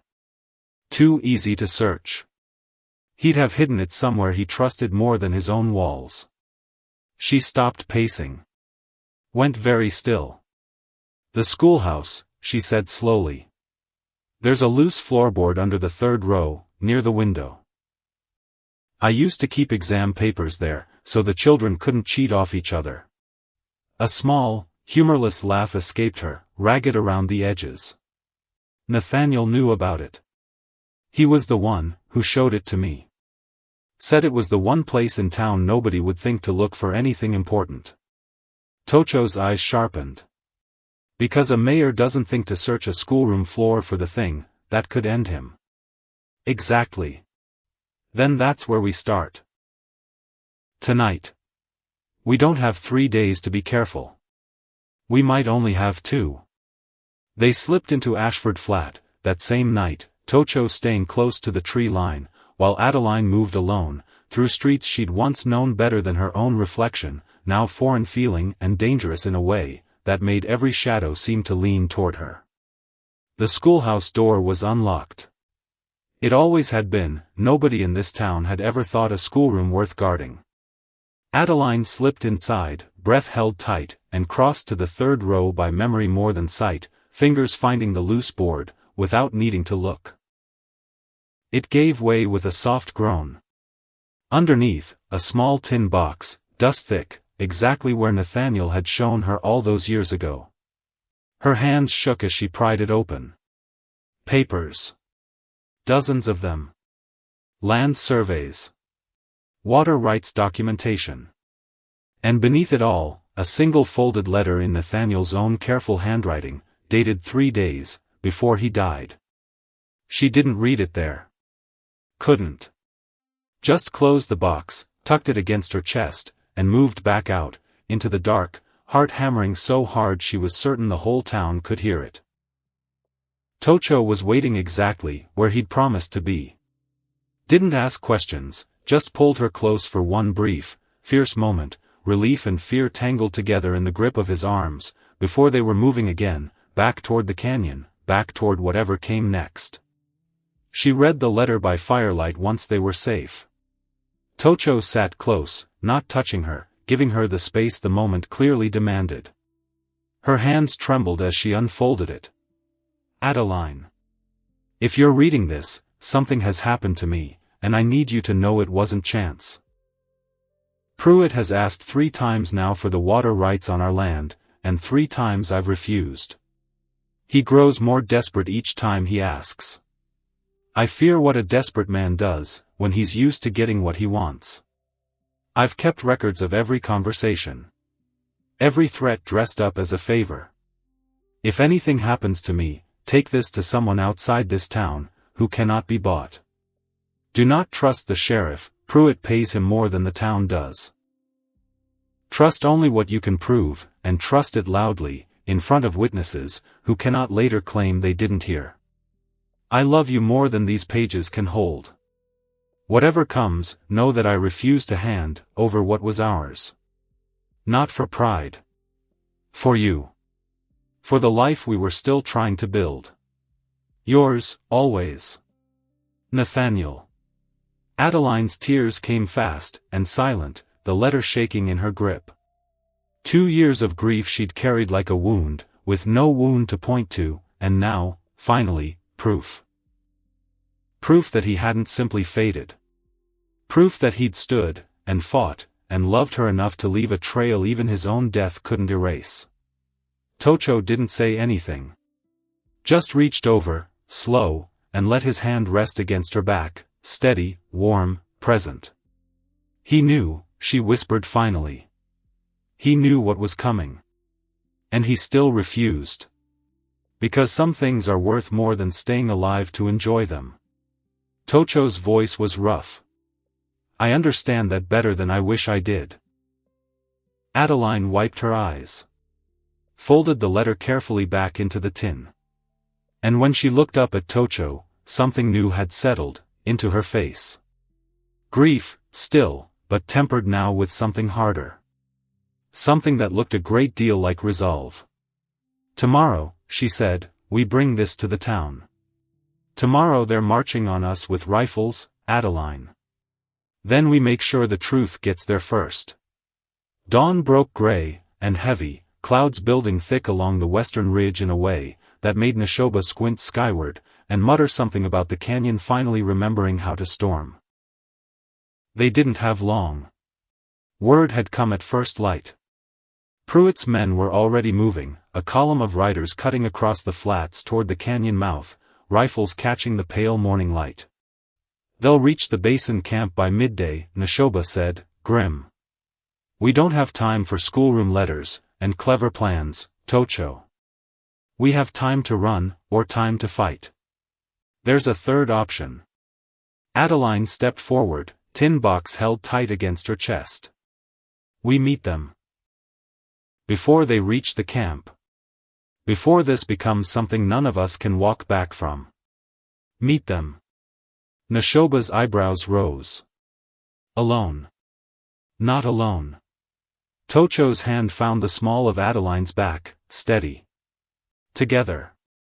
In front of every man riding, with Pruitt today. Let them hear the truth, before they fire a single shot they can't take back. Neshoba studied them both a long moment. Something in his weathered face shifted. Not agreement exactly, but the exhausted respect of a man who'd run out of better ideas. Then we ride, he said. All of us. Together. The canyon mouth opened, onto a wide, flat stretch of scrubland, the natural boundary between Ashford Flat and the red country beyond it, the place where two worlds had circled each other warily for longer than anyone still living could remember. Pruitt's column crested the rise just past noon. Adeline counted, heart in her throat, as the line kept coming. 20 men. 30. More than she'd let herself imagine, rifles glinting, faces set hard, with the particular righteousness of men who'd been told their cause was just, and hadn't thought to question it. At the front, on a gray horse too fine for a man of his supposed modest means, rode Cyrus Pruitt. Tocho's men, barely a dozen, most of them thin, from hunger, none of them eager for this, formed a loose line beside Neshoba near the canyon mouth. Adeline stood at the front beside Tocho, tin box in her arms, heart hammering so hard she thought it might crack a rib. Because this is either the bravest thing I've ever done, she thought, or the last mistake I ever make. And there's no way to know, which until it's already happening. Pruitt reined his horse to a stop 30 yards out. Smiled that same oiled smile she remembered, from the platform, like none of the last 2 weeks had touched him at all. Mrs. Hargrove. His voice carried easy across the flat ground, pitched for the crowd behind him, as much as for her. How good of you to spare us the trouble of coming further. Come on home now, and we'll forget this whole unfortunate business ever happened. Unfortunate business. Adeline's voice came out steadier than she felt. Is that what you're calling it? Selling women in a town square. Murdering my husband over water rights. Rigging a lottery to steal his land. A murmur rippled through the column behind Pruitt. His smile didn't move, but something behind his eyes went sharp and cold. That's a dangerous accusation to make, Mrs. Hargrove. His voice had lowered, lost some of its performance. Grief does strange things to a woman's mind. Perhaps the Apache have filled your head with. Dr. Whitcomb told me the truth. She cut him off, voice ringing clear across the flat. 3 nights before Nathaniel died, he came to Whitcomb scared, telling him you'd threatened him over water rights he refused to sign away. 3 days later, my husband was dead in his own barn. And you stood in Whitcomb's kitchen, and told him to write it up as fever. Silence spread through the column like a held breath. Lies. Pruitt's voice cracked, just slightly, on the word. Slander from a grieving widow, and a savage, who wants her land for himself. I have the proof. Adeline lifted the tin box high enough for the whole column to see it. Nathaniel's own letter. Written 3 days before he died. Naming you. Every threat. Every refusal. That letter proves nothing. Pruitt's horse shifted beneath him, sensing his rider's tension. A dead man's paranoid scribbling. Then why, Adeline's voice rose, cutting through his like a blade, through canvas, did you rig the lottery to make sure my name came out of that box? Why did surveyors walk this canyon mapping water routes 2 days, before you ever built that platform in the square? Why, her voice broke, just slightly, before she forced it steady again, why did you stand in front of this whole town, and call it charity, when the whole time it was theft? It was murder. Dressed up in a wooden box painted white, so it would look decent. The column had gone utterly still now. Men who'd ridden out, that morning believing they were reclaiming stolen water, reclaiming a woman taken by force, now sat their horses, with expressions shifting, from righteous certainty, into something far more uncertain. She's lying. Pruitt's voice had lost its polish entirely now, gone thin and desperate. All of you know me. I've served this town for. You've bled this town. A new voice cut in. Dr. Whitcomb himself, riding up from somewhere behind the column, face pale but resolute, having clearly followed word of the confrontation the moment he'd heard it was happening. I wrote the false record myself, Cyrus. God forgive me, I did it, because you frightened me into it. But I won't carry that lie one more day. Gasps rippled through the gathered men. Pruitt's face had gone the color of old ash. Alden. His voice cracked entirely now, all pretense gone. You'd take her word, and this old fool's, over mine.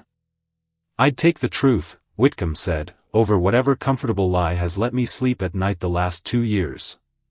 And I should have said this sooner. To all of you. He turned in his saddle, addressing the column directly now. Nathaniel Hargrove was murdered for refusing to sign over his water rights. Cyrus Pruitt ordered me to falsify the record. I did it. I'm not proud of it. But it's the truth, and you all deserve to hear it, before you ride one more mile on his word. The silence that followed felt different now. Heavier. The kind of silence that comes right before something finally breaks open, after being held too tight for too long. He used your fear, Adeline said, softer now, addressing the column directly, men she'd known her whole life, faces she'd taught in her schoolroom, or buried husbands beside in the churchyard. The drought is real. The suffering is real. But he turned your suffering into a weapon he could point wherever he needed it pointed. First at women he could sell off like cattle, then at people he'd already tried to erase once before. Her eyes swept the crowd. How many of you lost someone to fever these last 2 years? How many of those fevers might not have been fever at all? A woman near the back of the column, Adeline recognized her, barely, one of the other widows who'd stood in that lineup beside her 2 weeks ago, made a small, broken sound. My Thomas, she said, voice shaking. He argued with Pruitt over the mill rights, not 2 months before he took sick and died. Another voice, further back. My brother too. Land dispute. Fever inside a week. The murmurs were building now, rippling backward through the column like a fuse catching, each new voice adding weight to a suspicion that had clearly been sitting quiet and unspoken in this town for far longer than anyone had dared say out loud. Pruitt's horse shifted beneath him, sensing the shift in the men around it, before Pruitt himself seemed willing to admit it. This is madness. His voice had gone shrill now, all the oiled confidence stripped away. You'd believe an Apache, and a hysterical widow, over your own mayor. I'd believe proof. A man near the front of the column, Adeline recognized him, as one of the town's older ranchers, a man who'd known Nathaniel well, spoke up now, voice hard. Show us the letter, Mrs. Hargrove. Adeline's hands shook, as she opened the tin box, drew out Nathaniel's letter, and held it high enough for the nearest men to see the handwriting, the date, the careful, deliberate accusations laid out in her dead husband's own hand. Nobody moved for a long moment. Then the rancher swung down off his horse. Walked forward, slow, and took the letter carefully, from Adeline's trembling hands. Read it in silence, jaw tightening with every line. When he finished, he looked up. Not at Adeline. At Pruitt. I've known Nathaniel Hargrove's hand, since he was a boy learning his letters in the same schoolhouse his wife later taught in. His voice carried flat, and final across the flat ground. This is his writing. And this is his accusation. That proves nothing, Pruitt started. It proves enough. The rancher's voice hardened. Enough that I'm not writing one more step on your word, Cyrus. Not today. Not ever again. One by one, other riders began dismounting. Not in anger exactly, in something closer to exhaustion, the particular weariness of men who'd been carrying a lie, so long they'd forgotten how heavy it was, until someone finally set it down in front of them. Pruitt's face had gone the color of old paper. His eyes darted across the column, searching for anyone still willing to back him, and finding, one by one, only backs turned, or eyes lowered. You'll regret this, he said finally, voice low and vicious, no longer performing for anyone. All of you. This town needs me. This town needed water. The rancher's voice was quiet now. Almost tired. And a mayor, who didn't get rich pretending scarcity was somebody else's problem to solve. He turned, addressing the gathered men. There's a spring in the canyon basin. Been feeding these people, a nod toward Tocho's small line of riders, while our own creek ran dry. Maybe it's time we stopped fighting each other, over what little water's left, and started figuring out how to share what's actually there. Murmurs of agreement, hesitant but real, rippled through the crowd. Pruitt's horse shifted beneath him. For a moment, Adeline thought he might simply turn, and run, and some small, tired part of her almost wished he would, wished this could end, without one more ugly scene stretched out under a darkening sky. Instead, his hand moved toward the pistol at his hip. Pruitt. Whitcomb's voice, sharp with warning. Everything happened fast after that. Tocho moved before Adeline's mind had even finished processing the threat, closing the distance between them, and Pruitt's horse in 3 long strides, and by the time Pruitt's pistol had cleared its holster, Tocho's hand had already closed around his wrist, twisting hard enough, that the weapon dropped uselessly, into the dirt. Enough. Tocho's voice was low. Dangerous in a way Adeline had never heard, from him before, not once in 2 weeks of quiet strength, and careful restraint. You've taken enough from this land. From these people. From her. His grip tightened. It ends now. Pruitt's face contorted. Fury, fear, the particular ugliness of a man watching every lie he'd built his life on collapse in front of witnesses he could no longer control. Get your hands off me, he snarled. You savage. Sheriff. The rancher's voice cut through, flat and final, addressing a thin, uncomfortable-looking man near the back of the column, who Adeline recognized, as Ashford Flat's law, the same sheriff Nathaniel's letter had warned her not to trust. You heard the confession. You heard the letter. Do your job, or step aside, and let someone else do it for you. The sheriff hesitated. Looked at Pruitt. Looked at the crowd of men no longer willing to look away. Then, slowly, he dismounted, and walked forward to take Pruitt into custody. Pruitt didn't stop shouting the whole time, threats, accusations, promises of ruin for every man who'd turned against him, but the words had lost whatever power they'd once carried. Just noise now. The last gasp of a man whose whole authority had depended entirely on nobody ever daring to say out loud what everybody had quietly suspected all along. The storm that had been building all morning finally broke, as the column began the long ride back toward Ashford Flat, Pruitt bound and silent between two riders, rain sheeting down cold and clean across land that had gone 3 years, without enough of it to matter. Adeline stood at the canyon mouth, soaked through, watching the column disappear into the gray distance. Tocho came to stand beside her, close enough that his shoulder brushed hers. You did that, he said quietly. All of it. I just stopped a bullet. We did it. She turned to look at him, rain running down both their faces, and something in her chest finally, after 2 years of carrying the weight alone, felt lighter than it had any right to feel yet. Nathaniel started it. I finished it. You made sure I lived long enough to. Tocho was quiet a moment, rain dripping from his dark hair, eyes steady on hers. What happens now? He asked. To you. Your land. All of it. She thought about that. Really thought, for the first time letting herself imagine a future instead of just surviving toward one. The water gets shared, she said slowly. Properly. Fairly. Not because a mayor decides it, but because it's right, and because there are witnesses now, who won't let it be forgotten. A pause.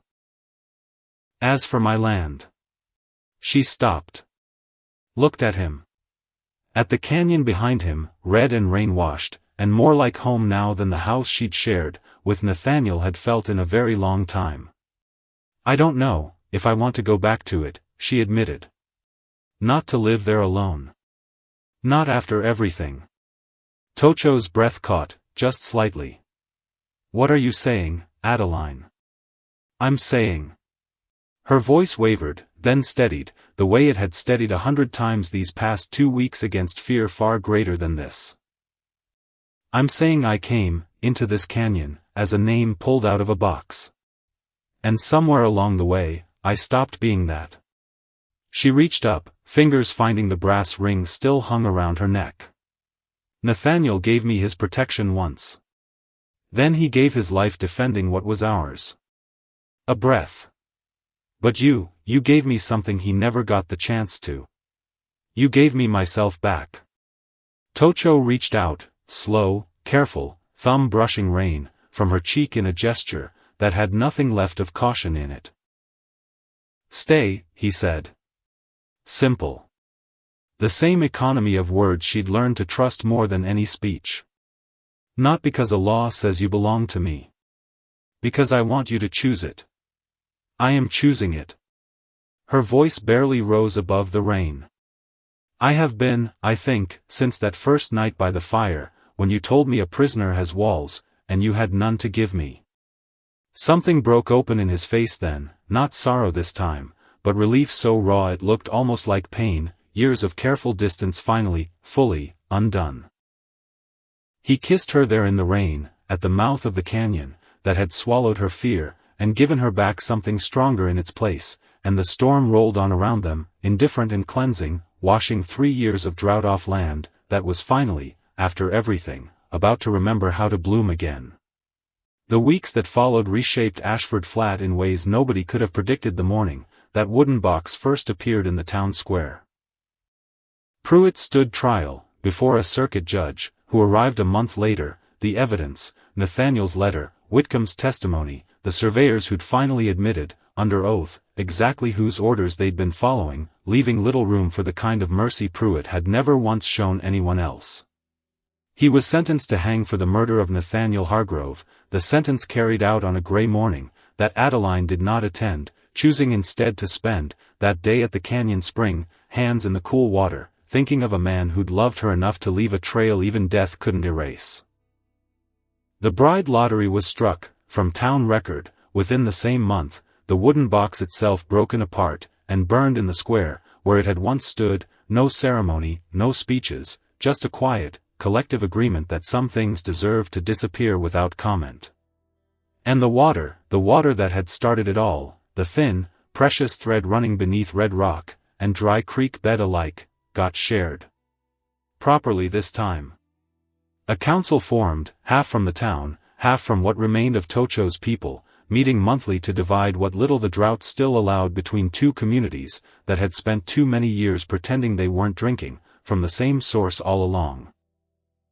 Adeline sold the house in town, couldn't bring herself to live there again, not with Nathaniel's absence woven into every board of it, and used the money to help rebuild the basin camp instead. New wells, dug with careful hands, and careful hope. A schoolhouse, small but sturdy, where she began teaching again, this time to children, from both sides of a line, that was slowly, stubbornly, starting to blur.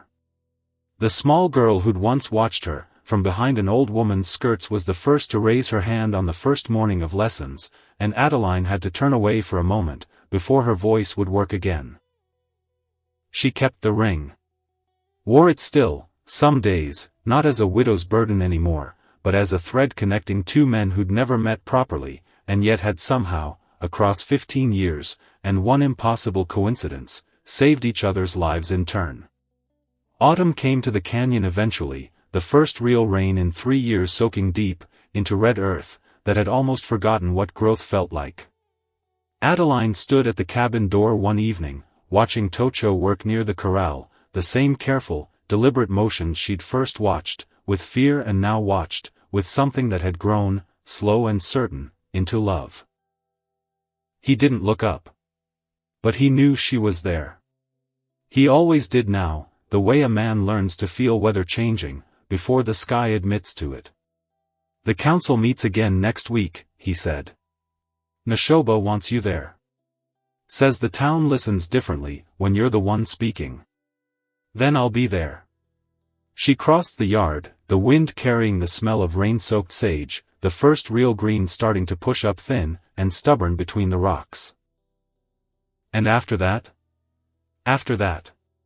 He turned to look at her, firelight from the open cabin door catching gold in his dark eyes. There's a naming, in the spring. Neshoba's granddaughter. He paused. He asked if you'd stand with the family. As one of us. Adeline's throat tightened, warm this time, not grief. As one of us. He reached for her hand, fingers threading through hers, steady and certain the way nothing in her life had felt steady in a very long time. Not the woman a box gave me, he said quietly. The one who chose to stay anyway. Somewhere past the ridge, the last of the day's light slid down behind red stone, that had stood there long, before either of their names had ever meant anything to the other, and would go on standing long after. The wind moved, through the canyon the way it always had, carrying dust and now, finally, the smell of rain, that had come to stay. And Adeline Hargrove, once a name pulled, from a box, once a widow the world had tried to erase, stood at the mouth of a canyon, that had become the only home she still recognized, and understood, at last, that some stories don't end, where fear tries to write them. They begin again. Every single time somebody's brave enough to choose it.